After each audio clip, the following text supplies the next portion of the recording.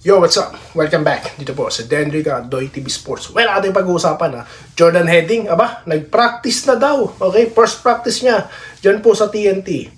At ito pa, ang mga fake news vloggers, naku po, tumirada na naman, binabalik na naman po itong si Stan Hardinger sa Ginebra. At mga pa-shoutout, bago po yan, ako po yung magpapasalamat sa inyo pong patuloy na pagsuporta. Mga minamahal ko pong subscribers at followers, guys. Salamat. Hindi nyo lang alam, guys, habang binabasa ko yung comment, habang nagbabiyahe ako, no?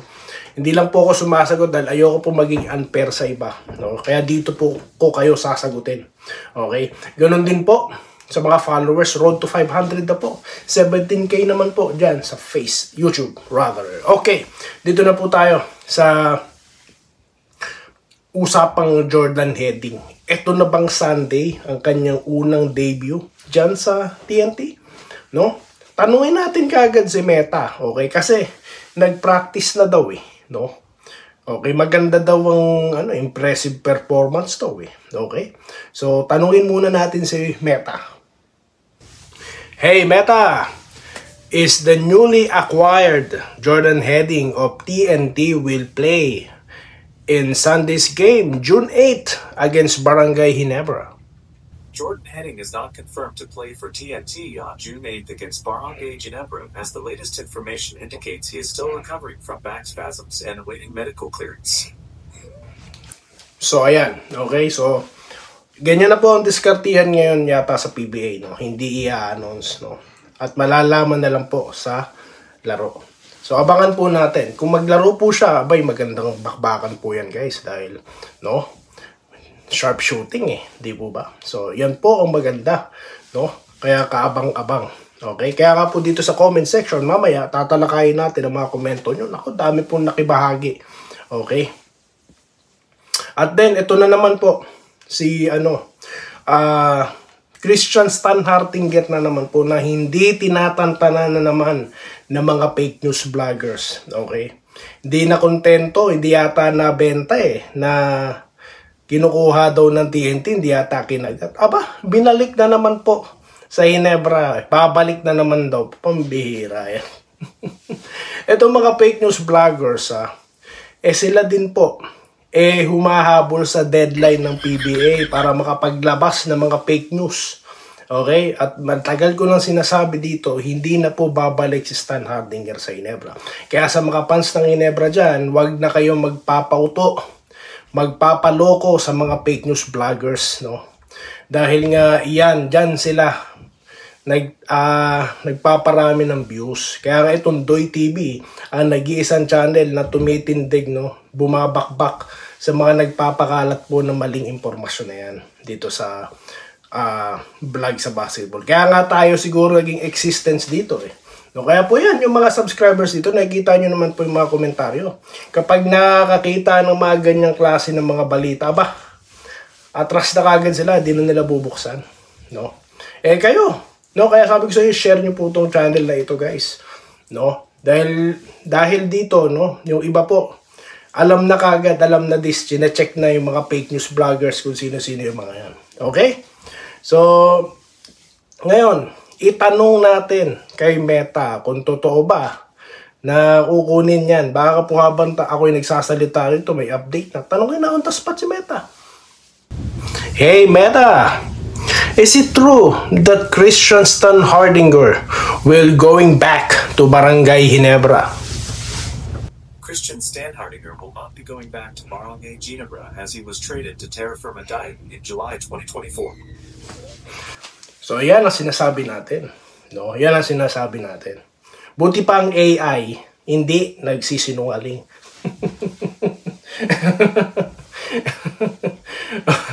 Okay? So, yan po. Ngayon, dako na po tayo Okay, pag-usapan lang muna natin. Basta sinabi ko na po sa inyo, no? Huwag nyo na pong paniwalaan yung mga yan. Dahil tinarade na po ng Ginebra, finish na po. Okay? Ngayon, kung saan man po siya mapunta, no? Kung sino man po mag-acquire sa kanya, tsaka na lang po natin paniwalaan pag may lumabas na po talagang anunsyo. Okay? Para hindi po kayo naloloko, hindi nasasayang ang data nyo, Okay? Dito na tayo sa inyo pong komento. Cyrus Gobelo, yo, morning Doy TV. Good morning din po sa inyo dyan, sir, no? Dyan sa Pilipinas. Aristoni De Leon, good morning, Idol Doy, stay safe and healthy, God bless. Kayo rin po, sir. So, kayo rin po, sampu ng inyong pamilya, ano po? Vincent Nava, good day, kabayang Doy, magandang laban ito. Ginebra for the win. Okay. Daniel, Idol, thanks at napansin mo comment ko. Kaya Barrientos konting bilis action at medyo bawas pabad ng bola sa kanya. At yung dribble niya masyadong mataas. Kayang-kayang sundutin. Pero hindi mananalo TNT dyan sa Ginebra. Basta mindset ng Ginebra ay kaya nila yan. Okay, present po si Sir Archie Makirang. Laging present pati sa Facebook. Present ito Salamat po Roman De La Cruz, good AM Idol, tama ka, OKC champion. OKC pala to si Sir. Rodante Sabida, good morning Doy TV, of course, atin ang panalo sa linggo sa mga batang iyakin. Wala nilang dadanin sa bardagulan. Kasi nga po, sabi ko, di ba, kung may mga, tropang siga, meron na rin pong namumuo, mga tropang pogi, dyan sa Ross, bawal daw po ang pangit dyan. Katuwaan lang, Alam naman natin, lang ni Coach Yengyao yan, Rodante Sabida, shoutout. Wenceslao Hapon, good morning, boss. Kailangan may panalo ng Barangay Ginebra para maganda ang kartada nila. Tama kayo dyan, sir. Rupino Perito, depensa kailangan dyan, TNT para manalo ng GSF. Okay. Wilfredo Bautista, shoutout po. Roberto Quijano, good morning. Ang Ginebra mananalo dyan laban sa TNT. Natin malalaman kung malakas talaga ang TNT. Yes, dyan malalaman. Kung sino ba talaga ang malakas. Dahil nagpalakas po itong TNT. Okay. Ito po. Good day, boss. Sana manalo Ginebra. Kasi dyan nila pakita ang tunay na laro. TNT bilis kuha ng players. Now, Bosotros and Nieto. Bosotros lupit ng 3 points nun. Kasi alam ko itong huling laro si Bosotros best player. Nako po. Sigurado po ako yung mga scouting report ng barangay nakaano na po dyan. Na-monitor na yan. Rico Sason, go TNT. Mga tropang TNT, shoutout po sa inyong lahat na nandito nanonood. Okay? Robert Kayabyab, go Ginebra. Jornalito Moanya, di ko na makita kung sino manalo. Tignan natin. Dito po ba sa natin, sa pag-a-analyze? Ano po ibig nyo sabihin? Okay. Kasi po, ginagawa natin dito, pinag-aharap-harap natin sila, Okay, sino kaya ang mananalo? Ganitong mga gwardiya, At yung mga diskartihan ng mga coach, So, sa tingin nyo po ba, sa ginawa nating mga assess, ng mga skill set nila, pag-match up natin, napansin nyo po ba na may nanalo na? Okay. Sa susunod na content, yung aking fearless prediction. Okay? Roberto Giovanni Tan. Sa tingin ko, malakas ang TNT ngayon dahil daming players na kinukuha na magaling sa Ginebra ay medyo may hirapan lalo na sa mga players na kinakalawang na kinakalawang daw. Medyo nawawala na tira sa labas at Japet medyo minsan hirap pabad sa laro. Kaya dapat yung player, sila Adamos ko at David, bigyan ng mahabang oras. Si Gray, wala na atang ibubuga pagkakalat. Minsan, si Team Con, pag-isipan din si Paul Garcia ipasok sa lineup. At yung wala na sa prime, makes sense. Alfredo Nagal, Idol, gaano ba katotoo na mapupunta si Sistan sa TNT? Balita ko sa Ginebra ang bagsak niya. Saan ba talaga ito? Or saan ba talaga Idol na pupunta? Ayan, okay? Kaya po kanina or ngayon, ito ang topic natin dahil po sa ganyang mga katanungan. Kaya yan po, ito na po ang sagot sa inyong tanong. Okay? Salamat Yan po talaga Dito talaga nagpupuntahan ang ating mga ating mga naghahanap, no, ng katotohanan. Okay? Kasi nga po, una, ano po bang materialis ni Doy TV? Bago ako sumalang dito, ako po nagre-research na, no? Then at the same time, habang nagsasalita ako rito, baka mamaya bigla may na-release na sa press. Ito na si Meta, no? So ganyan po ako naghahanda rito sa Doy TV. Yung iba hindi. Wala po talaga, no? Talagang gagawin nila kung saan ang may views, doon isasalang nila kahit hindi totoo, no? So yan po ang hindi nyo sisilayan sa Doy TV Sports, no? Di baling walang manood, di baling walang views, mababa, okay lang. Basta totoo lang tayo rito, okay?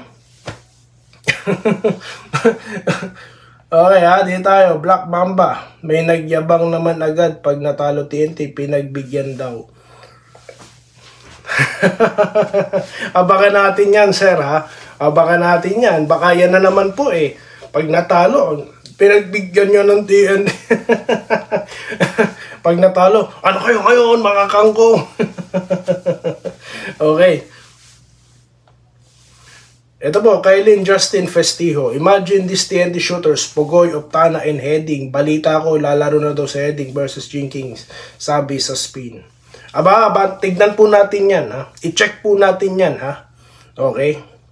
May hirapan daw ang Hinebra sa TNT kung hindi sila kukuha ng big man. Di na po kailangan ng big man. Di na po. Wag nang pagsabayin yung dalawa, si Rosario at si Aguilar, no? Parang noon, no? 'Di ba? Parang noon, hindi naman kailangan pong magsabay, no? Okay, lagyan ng role player, no? Ilagay si Ku o kaya si Adamos. Si Adamos mukhang talagang yun babanat yun Chill tambal, okay lang yan. Dihado lagi Hinebra kasi yan lagi gusto ng mga haters sa playoffs. Na lang tayo babawi pagtalo. Pero bilog pa rin daw po ang bola. Okay? Sir Lawrence Correg. Hello po, Lods. Good evening. Excited na ang ating mga kabarangay Hinebra. Paghandaan nila yan, Lods. Para main nila top 4 twice to beat advantage. Shaira, bossing, sino sa tingin mo ang pinakamalapit na player na ma-acquire ng Jenkins before playoffs? Wala po. May nag-reply sa inyo. Wala din, sabi ni Awit. Lebron. Rico Sasa. Pambira. Lebron. Di ba? Matindi, pinatawan nyo ako din. Lebron James. Wala na, uwian na. Punta na tayo sa moon. Lilipad na ako. Ayan na, lilipad na si Doy TV. Okay. Walang pagsalang manalo ang Hinebra sa TNT. Maliban na lang kung sadyain ng TNT na luwagan ng depensa at ayaang manay kay Hinebra. Great 296. Shoutout kay Great 296 ha. Laging nandyan yan ha. Ma'am Irene Quiles, Sir Reyne Ngasca, Sir Peter Aniban, Joseph Pineda ha. Okay, si Sir Asani Senior ha, dyan sa Facebook na nanonood. Ako po. Okay, Wenceslao Hapon, nabanggit ko na ba? Vincent Nava. Ito pala si Sir Vincent Nava. Okay, magandang depensa at magandang opensa dapat. Roman de la Cruz, bilog ang bola, pre, wag mag-sure sa TNT. Di ba nga po, yan ang sinasabi natin, no? Nagdagdag sila ng shooting or shooter. Di po ba? So, hindi po tayo sigurado. Okay. Okay po, maraming salamat sa inyong panonood guys, no? Okay. So, ako po yung nag-check, no? Diyan sa ating Facebook page. Aba, akin pong ikinagulat, no? Na number 1 pala. Ito pong, Quezon City sa cities na nanonood dito. Ganun din po ang Davao City. Aba, nagulat po talaga ako, no? Napakarami. Okay. Kaya maganda pong banggitin nyo kung saan kayong lugar. Okay. Na-check ko lang po, no? Diyan sa, alam nyo po kasi, no? Ganito. Tina-target po natin ang Facebook, no? Kasi nga po, tawag dito, sa YouTube, no? Palakas tayo ng palakas. So, gusto ko rin po na marating ang Facebook, no? Bagamat madali po yan, no? TikTok madali. Dahil may mga boosting po, nakita nyo po, pag nagagawa kayo ng Reels, pwede nyo i-boost eh. Magkano ba ang rate ng pagpapaboost? Kaso, wala tayong gano'n. Wala pong marketing si Doy TV. No? Kaya po, ito, yung network natin dito sa ating YouTube, ang ating pong pinagkakampanyahan. No? Okay. So, kaya nga po dyan, ako, nakita niyo yung iba, maraming mga views. Dito po talaga sa YouTube, ang mahirap na bakbakan dahil open field po ito. No? Wala kang mga kaibigan sa Facebook na magtatanggol, magla-like sa'yo. No? Talagang hindi mo kilala kahit saan. No?